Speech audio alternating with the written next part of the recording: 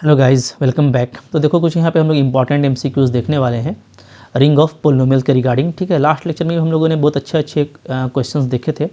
अगर आपने नहीं देखा तो देख लीजिएगा, एग्जाम पॉइंट ऑफ व्यू से काफ़ी इंपॉर्टेंट था। अब देखो ये जो क्वेश्चन है हमारा 22 से यहाँ पे स्टार्ट हो रहा है। ये CSIR नेट जून 2012 का क्वेश्चन है।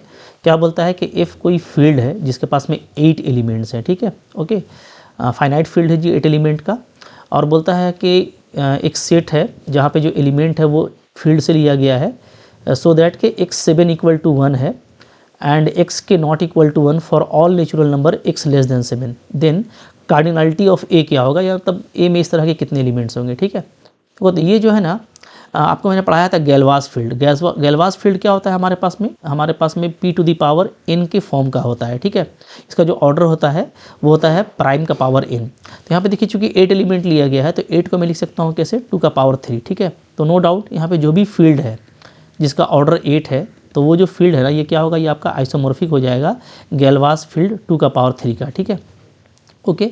अच्छा, अब देखिए यहाँ पे ये बोल रहा है कि इसका जो ऑर्डर है ना वो 7 है, क्योंकि x का पावर 7 इक्वल टू 1 है, और 7 से छोटा कोई भी नेचुरल नंबर लेंगे तो ये नहीं आ रहा है, मतलब 1 नहीं आ रहा है। दैट मीन्स जो ऑर्डर है एलिमेंट का वो क्या है जी, वो 7 है। ठीक है, तो हमको सिंपली ये बताना है कि फील्ड में 7 ऑर्डर के कितने एलिमेंट हैं। तो हम ये देख लेते हैं कि गैलवास फील्ड में 7 ऑर्डर का कितना एलिमेंट है। ठीक है, तो अब यहाँ पे देखिए, चूँकि 7 ऑर्डर का एलिमेंट का बारे बात आ गया है, तो गैलवास फील्ड में जो भी एलिमेंट होगा, ठीक है, तो नो डाउट उसमें जो 0 एलिमेंट होगा उसका ऑर्डर क्या होता है। कोई भी अगर 0 एलिमेंट है मान लो, ठीक है, तो वो आपका एडिटिव आइडेंटिटी है, कभी भी उसका ऑर्डर 7 नहीं होगा, है ना। तो 7 ऑर्डर के एलिमेंट कहाँ होंगे, तो वो Galois field non zero element का अगर हम सेट लेते हैं, Galois field of non zero element, ठीक है, तो उसी में से आपको 7 ऑर्डर का एलिमेंट मिलेगा। तो जैसे ही आप नॉन जीरो एलिमेंट का गैलवा फील्ड लेंगे तो ये क्या हो जाएगा जी, तो इसका ऑर्डर क्या हो जाएगा, तो इसका अब ऑर्डर हो जाएगा 7। चूँकि टोटल ऑर्डर आपका 8 है, 0 आपने हटा दिया तो नॉन जीरो एलिमेंट का सेट में अब 7 एलिमेंट बचेगा। ठीक है, तो ये हो जाएगा आइसोमॉर्फिक टू Z7। ठीक है, तो अब आपको अगर 7 ऑर्डर का एलिमेंट चाहिए, ठीक है, non zero element of Galois field में, तो आप सिंपली देख लो कि 7 ऑर्डर का एलिमेंट Z7 में कितना होगा। ठीक है, तो हम लोग यहाँ पे क्या करेंगे, अब हमारा जो आंसर होगा वो होगा number of 7 order elements in Z7। ठीक है, और ये सिंपली क्या होगा, तो हम लोग जानते हैं कि Z7 में 7 ऑर्डर का एलिमेंट कितना होता है जी, तो ये आइलर फंक्शंस निकल जाएगा, 5 7 होगा, यानी 7 के को प्राइम होगा, तो आपको इसका वैल्यू क्या आता है, 6 आता है। ठीक है, तो यहाँ पे 6 ऐसे एलिमेंट्स होंगे जिसका ऑर्डर क्या रहने वाला है, 7 रहने वाला है। ठीक है, बिल्कुल बिंदास तरीके से मोहब्बत से आप इसको बना सकते हैं।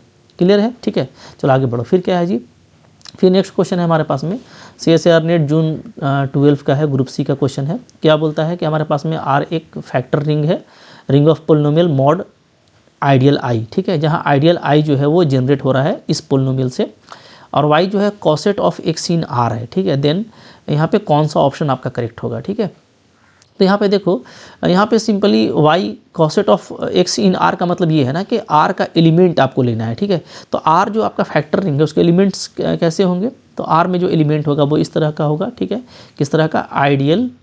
ठीक है, अच्छा अब देखो आइडियल जो जनरेट हो रहा है ना वो इससे जनरेट हो रहा है, किससे, 1 + x स्क्वायर से। ठीक है, तो यानी I जो है आपका क्या है, वो सिंपली 1 + x स्क्वायर है। ठीक है, और ये देखो ये 2 डिग्री का पोलिनोमियल है। तो हम लोग पढ़े थे कि इस तरह का जो हमारा फैक्टर रिंग तैयार होगा जी, जो भी फैक्टर रिंग तैयार होगा, ठीक है, R = QX मॉड I, इसमें कैसे एलिमेंट होंगे, तो इसमें एलिमेंट होगा, ठीक है, क्योंकि ये 2 डिग्री का आपका पोलिनोमियल है I जो जनरेट हो रहा है, ठीक है, 1 + x स्क्वायर से जनरेट हो रहा है, तो इसमें हम लोग ले लेंगे A0 + A1x। ठीक है, इस तरह से लेंगे प्लस ये, और जहाँ पे जो हमारा A0 या A1 है वो कहाँ से होगा, वो सेट ऑफ रेशनल से होगा। इसमें हम पूरा पढ़ चुके हैं कंस्ट्रक्शन कि फैक्टरिंग को कैसे कंस्ट्रक्ट किया जाता है। ठीक है, तो क्या है यहाँ पे element, A0 + A1x plus ideal generated by 1 + x, इस तरह का एलिमेंट है। ठीक है, अब यहाँ पे देखो कि नो डाउट हम लोग जानते हैं कि 1 + x स्क्वायर जो है ना वो क्या है, वो एलिमेंट है ideal generated by 1 + x square का। ठीक है, तो हम लोग इसको ऐसे लिख सकते हैं क्या, 1 + x square plus this is equal to क्या आ जाएगा, is equal to simply 1 + x square आएगा। ठीक है, ये हम लोग कॉसेट्स का प्रॉपर्टी से पहले से जानते हैं। ठीक है, तो अब यहाँ पे आप चाहो तो इधर 0 प्लस लिख दो, और फिर आप एलिमिनेट करोगे तो 1 + x स्क्वायर इक्वल टू क्या आ जाएगा, आपका 0 आ जाएगा। ठीक है, क्योंकि ये दोनों तो आइडियल है, ये आपका इधर भी आइडियल है, ये भी आइडियल है। सिंपली ये जो है एलिमिनेट हो जाएगा 0 से, ठीक है। तो हमारा x का वैल्यू क्या आ जाएगा यहाँ पे प्लस माइनस आयोटा आएगा, ठीक है। तो हम लोग कह सकते हैं कि हमारा जो फैक्टर रिंग है ना, ये सिंपली क्या है जी, तो ये सिंपली है a0 प्लस a1 आयोटा, ठीक है, प्लस 1 प्लस एक्स स्क्वायर, इस तरह का इसमें एलिमेंट आएगा, ठीक है। अब इस तरह का एलिमेंट जो भी होता है तो वो क्या होता है, तो वो आपका आइसोमॉर्फिक हो जाता है क्यू आयोटा का, ठीक है। क्योंकि क्यू आयोटा आप देखिएगा तो क्यू आयोटा में कैसा एलिमेंट होता है, तो ऐसा ही एलिमेंट होता है a0 plus a1 iota form का होता है, जहाँ पे a0 और a1 क्या होना चाहिए, रेशनल नंबर से होना चाहिए, ठीक है। और ये क्या है जी, ये आपका फील्ड है, आप जानते हो, ठीक है, ये आपका फील्ड है। इनफैक्ट आप देखेंगे तो जो सेट ऑफ कॉम्प्लेक्स नंबर होता है, ठीक है, तो सेट ऑफ कॉम्प्लेक्स नंबर जो है ना वो उसका ये सबसेट हो जाता है क्यू आई, ठीक है। और ये भी आपको फील्ड फॉर्म करता है, वो भी हमारा फील्ड था, ठीक है। तो अब आप ये देख रहे हैं कि ये फील्ड है, तो आपको पूछ रहा था कि देन वाई स्क्वायर प्लस 1 क्या होगा, ठीक है। तो चूँकि वाई को कॉन्स्टेंट्स में लिखा गया है, इसी के एलिमेंट्स में लिया गया है, तो वाई स्क्वायर प्लस 1 हम लोग देखें अगर, ठीक है, तो वाई स्क्वायर प्लस 1 क्या होगा जी, ये आपका इरिड्यूसिबल होगा ओवर आर, ठीक है। अब ये इरिड्यूसिबल नहीं होगा, इसलिए कि वाई स्क्वायर प्लस 1 आप देखोगे तो वाई स्क्वायर प्लस 1 को मैं क्या लिख सकता हूँ, मैं इसको लिख सकता हूँ y plus iota into y minus iota, ठीक है। और ओवर अब हमको चूँकि क्यू आई बात करना है, ठीक है, चूँकि वाई जो है कॉसेट्स था एक्स इन आर का, तो हम लोग ये देख चुके हैं कि अगर हम कॉसेट्स के रूप में लेते हैं तो हमारा जो भी एलिमेंट होगा वो क्यू आयोटा के एलिमेंट के आइसोमॉर्फिक होगा, ठीक है, ओके। तो अब हमको क्यू आयोटा में चेक करना है, और नो डाउट आप इसको देख रहे हो कि ये जो दोनों हमारे पास में फैक्टर है ये बिलोंग करता है क्यू आयोटा में, ठीक है। तो पक्का हम लोग क्या देख रहे हैं कि ये जो है ना दो नॉन कांस्टेंट पोलिनोमियल में ब्रेक हो रहा है, तो ये रिड्यूसिबल है, इरिड्यूसिबल नहीं है, ठीक है। तो पहला ऑप्शन आपका करेक्ट रॉन्ग हो गया। दूसरा क्या था, दूसरा इसको आप देखो y square plus y plus 1 को, ठीक है। इसको अगर हम लोग देखते हैं यहाँ पे, तो y square plus y plus 1, इसको अगर आप, चूँकि ये 2 डिग्री का क्वाड्रेटिक इक्वेशन है, इसको हम लोग ऐसे सोल्व कर लेते हैं, गुड न्यूज़ है ये, ठीक है। Y is equal to -1 plus √3, ठीक है, आयोटा बाई 2 ऐसा आएगा, ओके। अब आप देखिए यहाँ पे जो कोइफिशिएंट आ रहा है वो कैसा आ रहा है, तो -1/2 आ रहा है, ठीक है, प्लस माइनस √3/2 आयोटा आ रहा है, ओके। अब देखो यहाँ पे जो कोइफिशिएंट है वो रेशनल से नहीं आ रहा है, जबकि कोइफिशिएंट हमारा क्या होना चाहिए, रेशनल से होना चाहिए, तभी वो क्यू आयोटा का एलिमेंट होगा। यहाँ पे जो है √3/2 तो इरेशनल नंबर है, रेशनल नंबर नहीं है, ठीक है। तो अब ये जो है ना, अब ये क्यू आयोटा में फैक्टर नहीं किया जाएगा। अगर आप ये दोनों रूट लेके करते भी हैं फैक्टर, तो ये फैक्टर नहीं हो पाएगा, क्योंकि यहाँ पे जो रूट्स मिल रहे हैं वो कहाँ से मिल रहे हैं, वो मिल रहे हैं मेरे को इरेशनल नंबर से। और 2 डिग्री या 3 डिग्री का पोलिनोमियल में हम लोग जानते हैं कि रूट्स है तो वो रिड्यूसिबल है, रूट्स नहीं है तो वो इरिड्यूसिबल है। सो ये इरिड्यूसिबल ओवर दिस रिंग होगा, तो ये आपका करेक्ट ऑप्शन आ रहा है, ठीक है। इसी तरीके से सी नंबर को भी आप देखोगे ना, तो इसको भी आप अगर क्वाड्रेटिक इक्वेशन में ब्रेक करोगे तो रूट्स आपको इस तरह से आएंगे 1 + -√3 आयोटा बाई 2। तो अगेन यहाँ पे भी √3/2 आएगा जो कि इरेशनल नंबर है, तो ये भी आपका ओवर क्यू आई जो है वो आपका इरिड्यूसिबल कहलाएगा, ठीक है। ये अच्छा, ये तो आप देखिए, तो आप फैक्टर ही कर सकते हो मोहब्बत से, ठीक है। लास्ट वाला को आप देखोगे ना, तो लास्ट वाला हम लोग ये देख रहे हैं कि यहाँ पे हम लोग जैसे वाई स्क्वायर को कॉमन लेंगे तो वाई प्लस 1 आएगा, और यहाँ पे भी आपका वाई प्लस 1 है, तो ये आपका फैक्टर हो जा रहा है, ठीक है। तो ये तो आपका रिड्यूसिबल है, ओके। तो हमारा सिर्फ 2 ही ऑप्शन यहाँ पे करेक्ट होगा, बी नंबर और सी नंबर। तो भाई बिल्कुल इसी तरीके से बनाना है, मोहब्बत से बनाइएगा। तो इस तरह का चीज़ आप पहले से पढ़ चुके हो, कोई नया चीज़ आपके लिए नहीं है, बिल्कुल बिंदास तरीके से बनने वाला है, ठीक है, ओके। चलो आगे देखो, फिर 24 नंबर क्वेश्चन क्या बोलता है, ठीक है। 24 नंबर क्वेश्चन जो है हमारा, ये CSIR नेट जून ग्रुप सी टाइप का क्वेश्चन है। fx हमको इस तरह से दिया हुआ है, gx इस तरीके से दिया हुआ है qx में, तो आपको gcd और LCM पूछा है। ये तो काफ़ी सिंपल सा चीज़ है ना। जैसे हम लोग देख सकते हैं यहाँ पे fx को क्या करेंगे जी, सिंपली फैक्टर कर दीजिएगा, ठीक है। तो x² x + 1 आ जाएगा, +1 x + 1, तो हमारा फैक्टराइजेबल है, ठीक है। और अगर कोई फैक्टर हो जा रहा है, क्योंकि ओवर फील्ड काम करना है मेरे को क्यू में, ठीक है, तो ओवर फील्ड कोई फैक्टर हो रहा है, ठीक है, नॉन कांस्टेंट पोलिनोमियल में, इसका मतलब वो क्या है, वो आपका रिड्यूसिबल है, ठीक है, रिड्यूसिबल है। खैर यहाँ पे हमको GCD निकालना है, तो इसको ऐसे लिख देंगे। और gx आपका दिया हुआ है x³ + 1, तो इसको आप लिख दोगे क्या, x + 1 × x² - x + 1, ठीक है, सिंपली AQ + BQ। तो अब दोनों में GCD आपका दिख गया, ठीक है। GCD क्या आ जा रहा है दोनों का, तो दोनों का GCD x + 1 आ रहा है जी, ठीक है, जो कि दोनों में आप दिख रहे हो कॉमन है, तो ये आपका GCD हो गया। और LCM जो होता है हमारा क्या होता है, तो हम GCD को 1 टाइम लिखते हैं, पता है तरीका आपको, इसको आप 1 टाइम लिख दीजिए, ठीक है। बाकी जो बचा उसको ले आइए, तो एक्स स्क्वायर प्लस 1 बच गया यहाँ पे, और यहाँ पे बच गया x square minus x plus 1। तो देखो ये बिल्कुल हाई स्कूल अलजेब्रा है भाई। हाई स्कूल में आपने HCF GCD कैसे निकालते हैं, LCM कैसे निकालते हैं पोलिनोमियल्स का, ये आपने पढ़ा है, सिंपली यहाँ पे वही काम करना है, ठीक है। चलो मल्टीप्लाई कर लेते हैं, ठीक है जी। एक्स प्लस 1 को रहने दीजिए और बस मल्टीप्लाई कीजिए।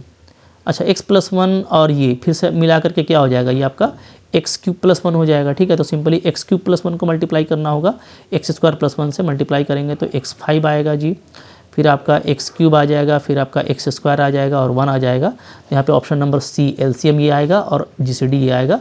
तो मोहब्बत से आपको ऑप्शंस मिल जा रहे हैं, ठीक है। काफ़ी लॉलीपॉप क्वेश्चन है, कभी कभार ग्रुप C में इस तरह का इजी क्वेश्चन भी आ जाता है, ठीक है। तो ग्रुप C में एक से ज़्यादा आंसर सही रहता है, तो आपको सारे ही ऑप्शंस को अच्छे से देखना है, ओके। फिर देखो क्वेश्चन है यहाँ पे हमारे पास में 25 नंबर, क्या बोलता है, ये भी दिसंबर 2012 में आया था नेट में, क्या बोलता है, ठीक है। बी का है तो यहाँ पे एक ही ऑप्शन करेक्ट होगा। Which of the following field which of the following field the polynomial this is irreducible in fx। अब ये f जो है वो आपका फील्ड है, ये मतलब अच्छा यहाँ पे फील्ड दिया हुआ है सारा ही, F3 F7 F13 Q, ये सारा ही फील्ड है। F3 बोले तो ये आपको आइसोमॉर्फिक टू Z3 होगा, ठीक है, फाइनाइट फील्ड के। F7 जो होगा 7 एलिमेंट का, ये Z7 का आइसोमॉर्फिक होगा, ये हमारा Z13 के एलिमेंट के आइसोमॉर्फिक होगा, ठीक है। अब देखो, अब यहाँ पे इरिड्यूसिबल चेकआउट करना है और हमको जो है ना यहाँ पे जो दिया है वो क्यूबिक इक्वेशन है, ठीक है। सो क्यूबिक इक्वेशन हमारे लिए क्या होता है, ये हमारे लिए गुड न्यूज़ है, ठीक है। चूँकि हम लोग पढ़े हैं कि क्यूबिक इक्वेशन के लिए या आपका क्वाड्रेटिक इक्वेशन के लिए, अब सिंपली ये देख लो, रूट्स है तो वो रिड्यूसिबल होगा, रूट्स नहीं है तो वो इरिड्यूसिबल होगा, ठीक है। तो आप चेकआउट कर सकते हो, Z3 के पास में इस तरह का वैल्यू होता है 0 1 2, 0 रखिए, 1 रखिए, 2 रखिए, देखिए 0 होता है कि नहीं होता है मॉडुलो 3 में, ठीक है। Z7 के पास में हमारे पास में इस तरह के 7 एलिमेंट होंगे और Z13 में हमारे पास में इस तरह का 12 तक एलिमेंट जाएगा, ठीक है। तो अच्छा, इसको चेक करने से अच्छा क्या है ना, मैं लास्ट वाला चेक कर लेता हूँ, क्योंकि ग्रुप बी का ये क्वेश्चन है और Q हमारे पास में एक बड़ा फील्ड है, ठीक है, सेट ऑफ रेशनल नंबर। और सेट ऑफ रेशनल नंबर को चेकआउट करने के लिए मेरे पास में आइजेंटीन्स का क्राइटेरिया है, ठीक है। तो अगर हम यहाँ पे आइजेंटीन्स का क्राइटेरिया लगा देना तो हमारा बहुत जल्दी चेकआउट हो जाएगा। उसके लिए हमको यहाँ पे देखो एक प्राइम चाहिए और मेरे को एक प्राइम दिख रहा है, मैं एक 3 ले लेता हूँ प्राइम, ठीक है। तो आप देखेंगे कि 3 जो है डिवाइड करता है 3 1 2 3 1 2 को, ठीक है। इसको डिवाइड कर रहा है, देख पा रहे हो ना आप, 3 1 जा 3, 0 3 4 जा 12, फिर 3 1 जा 3, 3 4 जा 12। तो ये आपको दिख रहा है कि इसको डिवाइड कर रहा है। एल्सो आप देखिएगा कि 3 जो है डिवाइड करता है कांस्टेंट टर्म को भी, 1 2 3 1 2 3, ठीक है। फिर से देखिएगा 3 4 जा 12, 0 3 1 जा 3, फिर से आप डिवाइड कर रहा है पक्का, ठीक है। तो 3 हमारे पास में प्राइम है जो कि सारे ही कोएफिशिएंट को डिवाइड कर रहा है और जो लीडिंग कोएफिशिएंट है वो 1 है, ठीक है। तो 3 1 को डिवाइड नहीं करता, साथ ही आप 3 का स्क्वायर देखेंगे तो 9 आएगा और 9 जो है ना ये 1 2 3 को डिवाइड नहीं करेगा, इसको डिवाइड नहीं करेगा कांस्टेंट टर्म को, ये आपको डिवाइड नहीं करता है, ठीक है, ओके। ये डिवाइड नहीं कर रहा है तो आइजेंटीन का क्राइटेरिया पूरा सेटिस्फाई हो रहा है कि हमारे पास में एक प्राइम नंबर है जो कि सारे ही कोएफिशिएंट को डिवाइड कर रहा है बट लीडिंग कोएफिशिएंट को डिवाइड नहीं कर रहा है, और जो प्राइम का स्क्वायर है वो कांस्टेंट को डिवाइड नहीं कर रहा है। तो बाई आइजेंटीन क्राइटेरिया, ठीक है, ये जो पूरा पोलिनोमियल है ना ये आपका इररिड्यूसिबल है, किसमें, set of integer, sorry polynomial over set of integer Z, ठीक है। इसमें भी होता है और आपका QX में भी होता है, ठीक है। एल्सो इन QX हम लोग पढ़ चुके हैं, दोनों में ये बताता है इरिड्यूसिबिलिटी को, दोनों में ये इरिड्यूसिबल है। तो ओवर Q ये इरिड्यूसिबल है, ये आपको जल्दी चेकआउट हो जाएगा। तो यहाँ से आप पहले चेकआउट कर लेंगे, वन ही ऑप्शन करेक्ट होगा तो आप जल्दी रीच कर जाएंगे, ठीक है। बाकी को भी आप वैल्यू रख कर देख सकते हो बट आपका थोड़ा सा टाइम लगेगा क्योंकि बड़ा फिगर दिया हुआ है, तो ज़्यादा अच्छा ये तरीका है, इससे आप कर पाएंगे। तो आपने देखा कि भाई बहुत सारे इजी क्वेश्चंस आते हैं, पहले के भी लेक्चर में मैंने आपको बहुत सारे MCQs कराया है, तो सारे ही MCQs काफ़ी इजी हैं, ठीक है, और स्ट्रेट फॉरवर्ड है, जो आपने पढ़ा है वहीं से आ रहा है, तो बिल्कुल घबराने वाली बात नहीं है। रिवीजन प्रॉपर रखिए, कोई भी क्वेश्चन कहीं से भी मिलता है बनाइए, पक्का आपसे बनेगा। आप खुद से प्रैक्टिस करोगे अच्छे से, आपका कॉन्सेप्ट आपके रिवीजन में रहेगा, टेस्ट सीरीज लगा के जाओगे भाई, पक्का एग्जाम में होने वाला है, ठीक है। इस तरीके से आपको थोड़ा कॉन्फिडेंट भी रहना पड़ेगा कि हाँ मैंने जो पढ़ा है उससे मैं कर सकता हूँ, ठीक है। अगर आप कॉन्फिडेंट रहोगे तो आप गोल भी करोगे, ठीक है। Thank you very much.